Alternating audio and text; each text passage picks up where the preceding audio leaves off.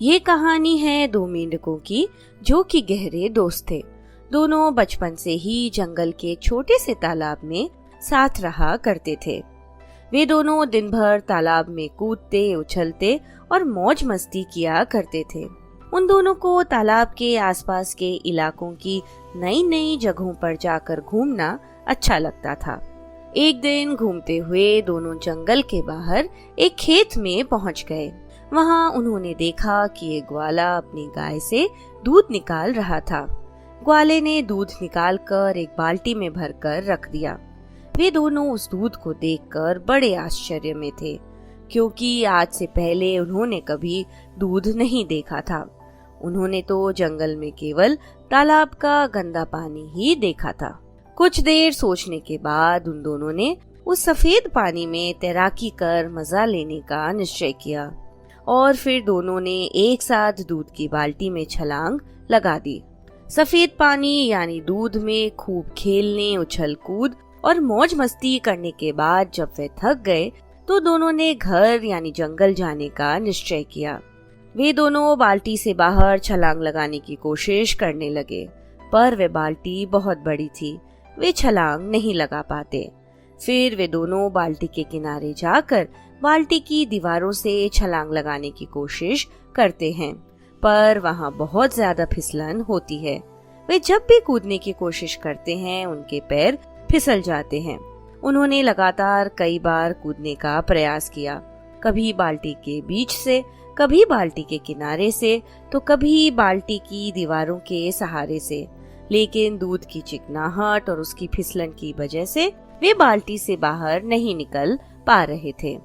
फिर पहला मेंढक दूसरे मेंढक से कहता है, हमने बहुत बार कोशिश करके देख लिया लेकिन कुछ नहीं हुआ, इसलिए मुझे लगता है हम खुद इस बाल्टी से बाहर नहीं निकल पाएंगे, क्योंकि यहाँ बहुत ज्यादा फिसलन है, इसलिए हम तैरते रहते हैं। अगर हम तैरते रहेंगे तो कोई ना कोई आकर हमें बाल्टी से बाहर जरूर निकाल देगा। दूसरा मेंढक उस पहले मेंढक की बात मान लेता है और दोनों तैरते रहते हैं। 1 घंटा, 2 घंटे, 3 घंटे हो गए। वे तैरते रहते हैं मगर कोई भी आकर उन्हें बाल्टी से बाहर नहीं निकालता। इतनी देर तैरने के बाद दूसरा मेंढक बहुत थक जाता है। वह कहता है, भाई अब मैं और पैर नहीं चला पाऊंगा, कई घंटों से तैरते तैरते मैं थक चुका हूँ। तो पहला मेंढक कहता है, भाई देख, अगर तू पैर चलाना बंद कर देगा तो डूब जाएगा और कुछ देर में तेरी सांसें रुक जाएगी, तू मर जाएगा। हमें मरना नहीं है, तू बस पैर चलाता रह। वह दूसरा मेंढक थोड़ी और देर तक पैर चलाता है, फिर कहता है, अलविदा दोस्त, हम दोनों बचपन के साथी हैं। हम हमेशा साथ रहे और खूब मौज मस्ती की, लेकिन आज मुझे लगता है कि मेरी जिंदगी का आखिरी दिन है। मैं और मेहनत नहीं कर सकता, मैं और पैर नहीं चला सकता। अब शायद मैं डूबकर मर जाऊंगा। और उस पहले मेंढक की आंखों के सामने उसके बचपन का दोस्त डूबकर मर गया। यह सब देखकर वह पहला मेंढक और ज्यादा तेजी से पैर चलाने लगता है। उसके अंदर आग लग जाती है कि अब कैसे भी करके उसे इस बाल्टी से बाहर निकलना ही है। मुझे हार नहीं माननी, अगर मैंने हार मान ली तो मैं मर जाऊंगा। उसकी आंखों से आंसू निकलने लगते हैं, मगर वह और तेजी से पैर चलाने लग जाता है। जैसा कि हम सब जानते हैं कि अगर थोड़ी देर तक दूध को चलाया जाए तो उसमें से मक्खन बाहर आने लग जाता है, और बिल्कुल ऐसा ही हुआ, क्योंकि बहुत घंटों से वे दोनों मेंढक उस दूध में पैर चला रहे होते हैं, इसलिए उस दूध से मक्खन बाहर आने लग जाता है। साथ ही कुछ घंटों से रखे रहने की वजह से दूध कुछ जमने भी लगता है, दही जैसा आकार लेने लग जाता है। दूध के जमने और मक्खन के बाहर आ जाने से वह पहला मेंढक उस मक्खन के ऊपर बैठकर पूरी जोरों से एक छलांग मारता है और बाल्टी के बाहर आ जाता है। बाल्टी से बाहर आने के बाद कुछ देर तक तो उसे समझ ही नहीं आता कि आज उसके साथ क्या हुआ।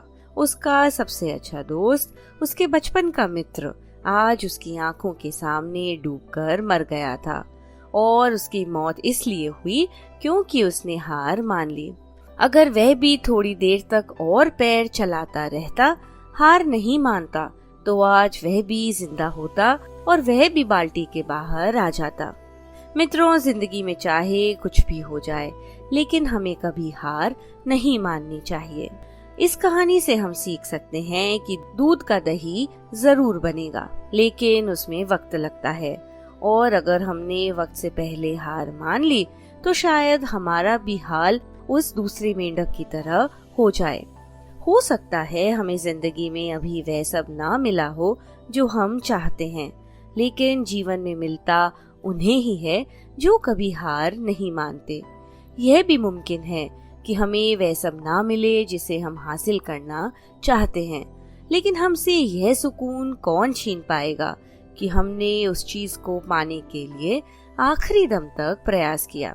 किसी ने सच ही कहा है, मन के हारे हार है और मन के जीते जीत। हम हारते तब नहीं हैं जब लोग हमसे कहते हैं कि हम हार गए। हम असल में हारते तब है जब हम खुद हार मान लेते हैं। हमें कमेंट करके जरूर बताएं कि आपको ये कहानी कैसी लगी।